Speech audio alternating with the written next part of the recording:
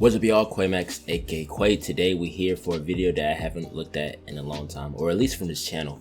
Odd Ones Out, conventions, I missed them. Now obviously we can't go now because of the cough virus, but I think me personally, I've been to like one or two in my area. There's like a Comic-Con and an anime convention. Super fire, super dope, a really great experience. Anybody who hasn't been to a convention, recommend it. But I guess you're gonna talk about a little more here. Hopefully you guys enjoy it. And with that being said, let's get it started. If you're one of those kids that spends too much time on that darn computer machine, then conventions are a great place to get the recommended amount of human interaction with others who share a similar interest. That's fast. Or at least they conventions were. are fun. You might have seen some conventions in the news recently, you know, the ones like VidCon, Comic-Con, and E3. But did you know there's conventions for all sorts of different things, like coin collecting, pens, and degenerates? The first convention I ever went Why do you call them degenerates though? What's going on, bro?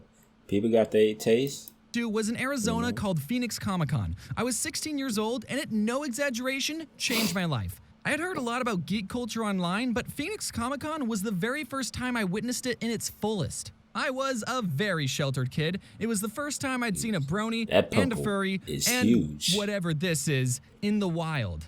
That changes a person. I was told that it was not cool to like geeky things, and as a 16-year-old, I tried really hard to make it seem like I didn't secretly like a bunch of geeky things. Facts. But people like That's so real, bro. Especially in school, you used to get, at least me, used to get clowned for like anime, comics, cartoons, video games.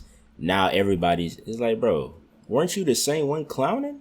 Like, talking about, oh yeah, just finished Shippuden, fire anime. But weren't you just clowning me? Like, come on, what's going on? Comic-Con just Crazy. embraced nerd culture, like they didn't care what people thought of them or something. Is that allowed? I guess when I was 16, I was hyper desperate to receive everyone's Well, the approval. pants I sagging. was so hyper Jesus. desperate that while walking around my first convention, I was stressing out that I wasn't in cosplay. Oh, all these pop culture characters are judging me because I'm not wearing any makeup. Yeah, that is true. I remember when I first went to my first anime convention. It was so many people in, like, there's cosplays and costume. It's like, man, I feel like I'm out of place. It's like I was just wearing like regular clothes. Everybody else had like cosplay. It's like, man, I feel like I'm the odd one out. You know what I'm saying? But it's super dope. It is super dope. There's all kind of cool stuff. Like I said, there's the cosplays. There's cool prints. There's cool merchandise. You know, they're selling like retro games. Conventions are fire. To this day, I still haven't ever cosplayed, but it looks like a lot of fun. If I did cosplay, I would want to go as this quadrupedic horse.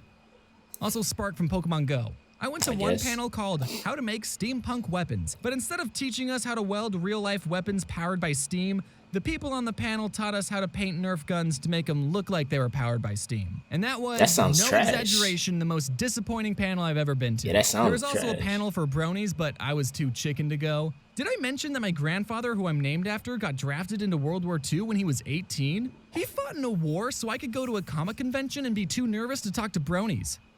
What a different life we have. At most conventions, people in the expo hall will sell a lot of super cool unlicensed merchandise. Yep. Yeah, a lot of artists will sell prints and plushies and oven mitts with characters and titles they probably didn't get the license to sell. Bro, they be having fire prints, fire plushes. I'm talking dope Pokemon plushes, dope prints from any like cartoon or any type of movie or TV show. They got the little toys. It's dope. Like I didn't know the convention could be that lit, but of course you gotta have some money though.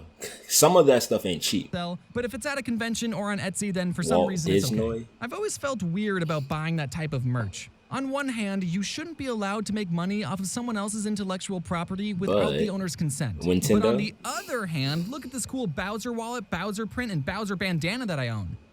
And this body pillow. It's a moral gray area because the people buying this type of merch are the hardcore fans. They know of the property these characters came from. They probably already own licensed merch of the character. The artist isn't claiming to have created the character either. It's a mutual understanding between buyer and seller that we both think Bowser is cool and we just want to buy as much merch as possible. You kind of have to take it on a case-by-case basis, but let me just say this to get it out there. You're not allowed to sell bootlegged Odd Ones Out merch. Phoenix Comic-Con actually had to change the name of their convention to Phoenix Fan Fusion because the people at the San Diego Comic-Con didn't like that Phoenix was stealing their name, so these conventions that don't care about stealing other people's copyright are forcing others to respect their copyright. That's stupid.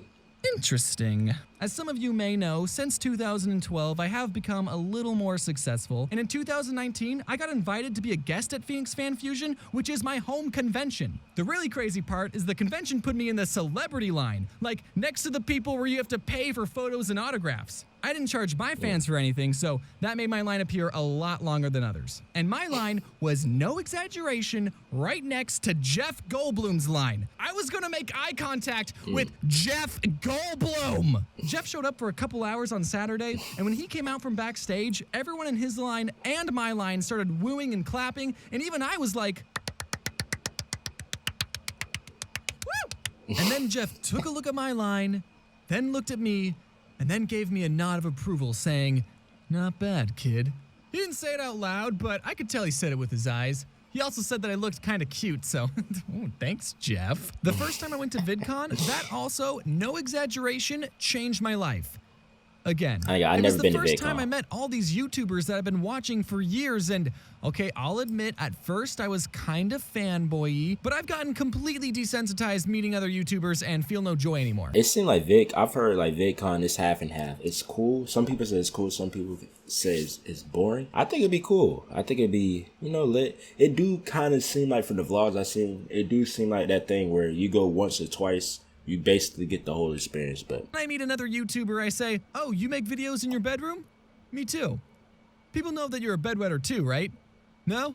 That's just me then? If you've ever given me something at a convention, then you'll be happy to know that I've kept everything I've ever been given. Unless you're the guy that gave me a plastic baggie full of water and other junk and called it a homemade snow globe. I used to collect Bro. snow globes, so it was a nice sentiment, but I didn't want to take it home with me and have it inevitably break and get all the important fan art wet. so you threw it away. So I chucked it. And as I'm telling you this, there's some poor kid out there going, "Hey, he's talking about my snow globe. He threw it away?" And now I feel bad, so... Too bad. It wasn't. Here, I'll mail this to you and you can get a taste of your own medicine. I don't know why this is such a popular Yeah, that's question, trash. but That a lot is- of times people will ask me, that is trash. "What's the weirdest fan interaction you've ever had?" I think they think that some of you are cringy. I never have an answer for them because all my fans are super nice. Yeah, someone gave me a bag of water, but that's not weird, that's nice. Okay, I have Nah, that's received weird. fan mail from a prison, which is true, so I guess some of you aren't law-abiding citizens. Going to conventions and meeting fans and being on panels is a lot of fun, don't get me wrong, but it doesn't give you a lot of time to really experience the convention. Since 2017, when I would go to a convention, it would mean I was working. I still had a fun time, but I didn't really get to just relax with friends. That is, until I went to a convention That do seem like that suck though. As a creator, especially a big creator, you just have to sit there and do panels, interact with the fans, which isn't a bad thing, but it take up most of your time and not be able to actually like explore and look at other booths and other panels. That seemed like that kind of sucked. last December called MFF, which stands for Midwest Fur Fest. Now, James, did you go to a furry convention? Well, I went with some friends to a furry convention so that I could actually enjoy a convention and not have to work. Although I still got recognized even though I was wearing a disguise. Dang. Furries are very touchy people, I've learned. Not touchy as in overly sensitive. Well, some probably are, but they're also literally touchy. Let me tell you where I'm at in my life right now. Last December, I was in an elevator full of furries, and if my grandpa could see me now, he would probably be frowning. There are no fursuits in war, only dog tails.